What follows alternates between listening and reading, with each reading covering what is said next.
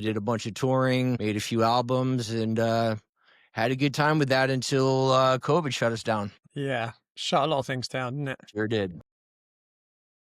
So at one point, you were living life in the fast lane. Yes. How did chronic pain begin to impact that pace of life? And what did it force you to reckon with physically and emotionally? Sure. So COVID sat us all down. Not only was I touring with my band, but I was also doing a lot of public speaking, a person myself in long-term recovery. So was doing a number of speaking events with that as well. All of that was shut down. I was home trying to figure out what I was going to do next. And when that happened, it wasn't COVID, but during the beginning of COVID, I got colitis, which is a horrible bacterial infection in the gut. And if you remember the beginning of COVID, you didn't want to go to a hospital. It was, guys in hazmat suits and several masks on their face and, like the zombie apocalypse. So you were not going anywhere close to a hospital. So I sat at home day after day, just writhing in pain, hoping it was just, or thinking it was just, stomach bug, food poisoning. I got into like day 6 and day 7 and it wasn't getting better. The pain just writhing around day after day, horrible.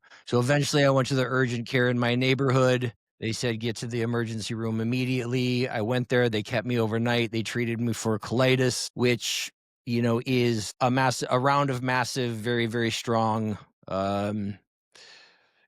antibiotics, which I know now, is havoc on your gut biome, as well as several other issues that were going on already that I wasn't aware of, a mold infection, parasites, a number of things in the was creating gut dysbiosis that I wasn't aware of. I know that now after the long journey I was on, but at the time I went to the hospital, they put me on the antibiotics, they sent me home the next day. Unfortunately, I don't think they really explained to me how serious of an issue it was, but I thought it was over. And then maybe a week or two later, things just started to break. And I didn't put the two things together.